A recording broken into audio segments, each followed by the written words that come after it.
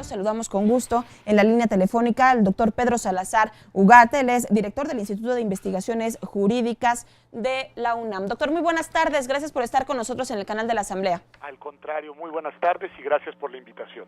Al contrario, gracias por tomarnos la llamada, pues, ¿cuál es su opinión? Preguntarle cuál es su opinión de estos señalamientos del tribunal que dice nosotros lo que hicimos fue respetar el derecho de audiencia, todo lo demás pues es política.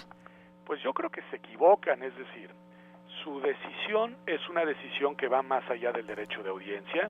Ellos lo que hacen es recibir una impugnación por parte de un actor político que en virtud del proceso en el que está participando tiene derecho a acudir a los jueces. Y los jueces lo que tienen que hacer es tomar una decisión fundada en derecho, sólida desde el punto de vista de su argumentación, coherente con sus precedentes y con otras decisiones, y convincente a los actores públicos, a los actores obviamente que se encuentran en litigio, pero también convincentes a las personas que nos damos a la tarea de leer las sentencias. Porque aquí lo que no debemos perder de vista es que los jueces no hablan en conferencias de prensa, los jueces no hablan a través de artículos periodísticos, los jueces no hablan a través de tertulias televisivas o de radio, los jueces hablan a través de sus sentencias. Y lo que nosotros tenemos es un documento jurídico emitido por un tribunal con una mayoría de 4 votos que no se sostiene, que no se sostiene en sus premisas, que no se sostiene en su lógica argumentativa, que no se sostiene en su coherencia con otras decisiones y que resulta muy poco convincente. Entonces creo que la salida de los magistrados intentando, digamos, argumentar que ellos no deben de hacerse cargo de las críticas que reciben sus decisiones es errada, porque en una sociedad democrática todos los actores institucionales tienen que rendir cuentas de sus decisiones y los jueces deben de rendir cuentas de las decisiones y de las consecuencias de las decisiones que toman. Así que, contrario a lo que ellos sostienen, creo que sí deberían de hacerse cargo de que hay una honda preocupación generada por su decisión y que esa preocupación socava la credibilidad en las instituciones electorales y genera una profunda incertidumbre de cara a lo que viene. Precisamente preguntarle eso, doctor, ¿qué significa, qué es lo que revela, por un lado, una resolución, como dice, que no se sostiene, y por otro lado, que aparte de que no se sostiene, salgan a defenderla en conferencia de prensa? ¿Qué es lo que refleja esta situación por parte del tribunal? Yo creo que es preocupante, es decir, dentro de la misma discusión en la sala superior encontramos argumentos muy sólidos de quienes quedaron en minoría que acreditaban que lo que la mayoría terminó decidiendo no se sustentaba, que el precandidato en ese momento, el aspirante a la candidatura independiente, sí había tenido la posibilidad de acudir al Instituto Nacional Electoral a desahogar sus argumentos, es decir, el derecho de audiencia había sido plenamente atendido, que sí había tenido también la posibilidad de acreditar la veracidad de sus dichos y el soporte de las firmas de apoyo a su pretendida candidatura. Es decir, dentro del mismo tribunal escuchamos argumentos muy sólidos que conducían por la senda opuesta en la que votó la mayoría. Y por el contrario, en la posición mayoritaria no encontramos una argumentación satisfactoria.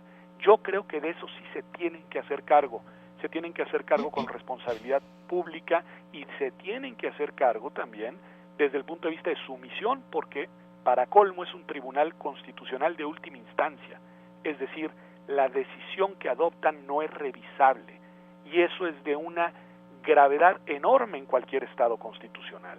Los jueces constitucionales por eso tienen una responsabilidad especialísima, digamos, de una relevancia institucional toral, porque son el último bastión de la estabilidad institucional, de la estabilidad constitucional.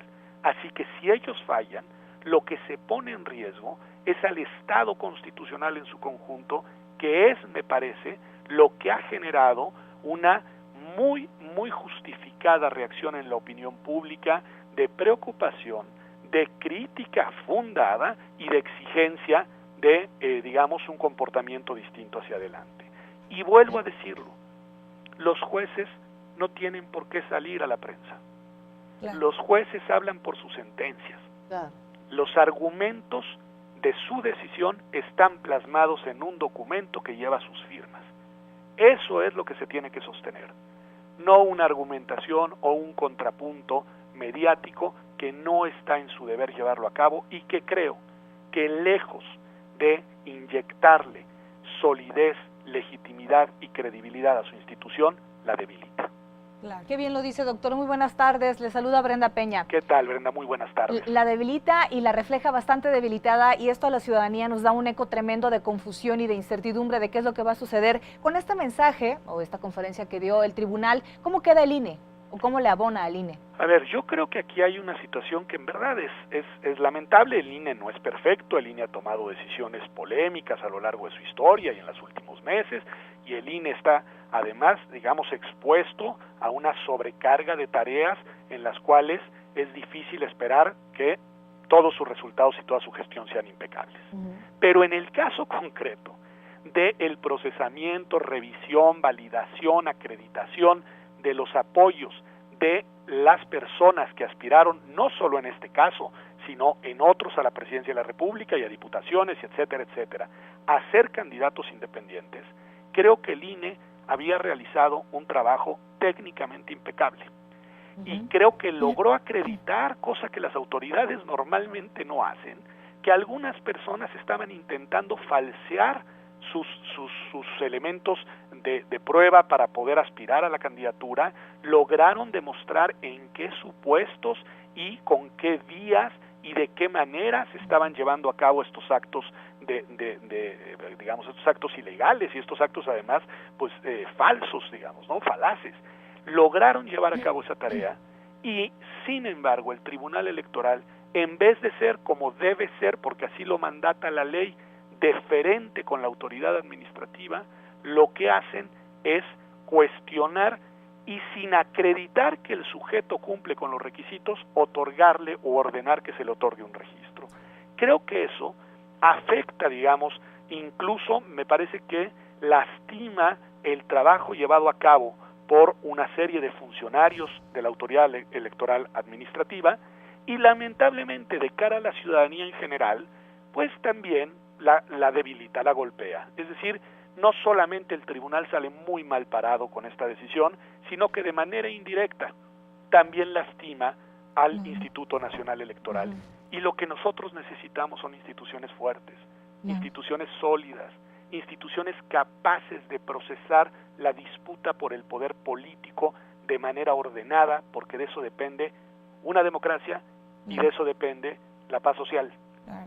Doctor, en esta conferencia pues inusual del tribunal decían, pues si no se tratara de Jaime Rodríguez el Bronco no hubiera causado tanta polémica.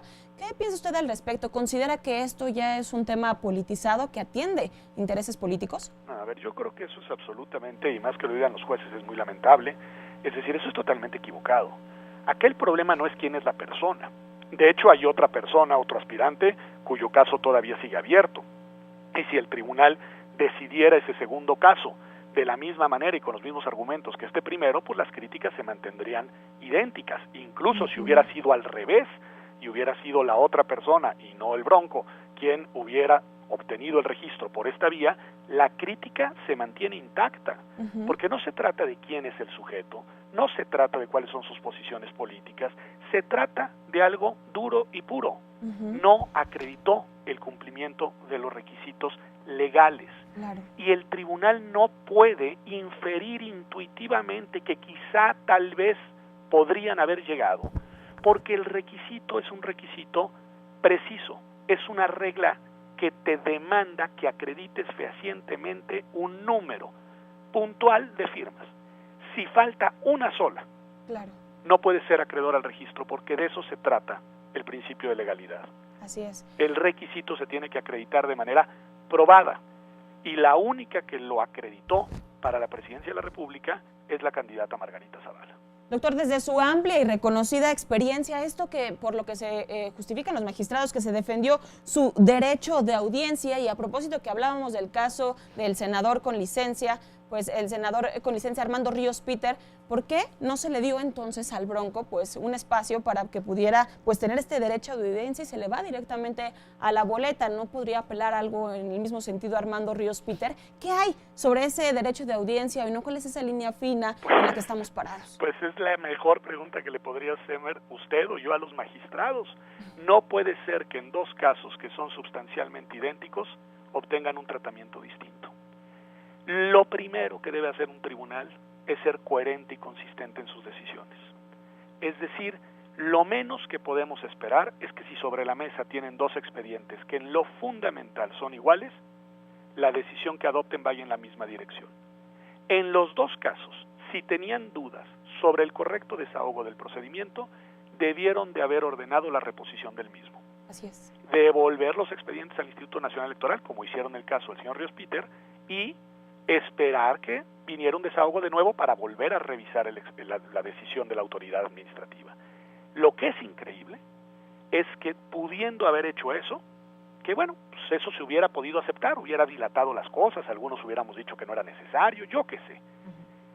Claro. Hicieron algo que es inaceptable, que es en un caso otorgar un registro en automático y en el otro pedir una revisión, dejando además, usted tiene razón, al aspirante en una situación de incertidumbre y generándole una cierta expectativa que probablemente podrá litigar una vez que el INE resuelva o no la decisión en el sentido en el que no sabemos cómo resolverá. Pero el caso importante, el dato duro, es que esa inconsistencia es una inconsistencia de trato que de nuevo no tiene que ver con que el candidato es el Bronco, tiene que ver con la deficiente actuación del Tribunal Electoral. Esa inconsistencia y que para nada abona en este proceso tan importante electoral en nuestro país. Doctor, como siempre, es un gusto y muy aleccionador escucharle. Muchísimas gracias por tomar la llamada. Al contrario, ha sido un gusto hablar con ustedes. Muy buenas tardes.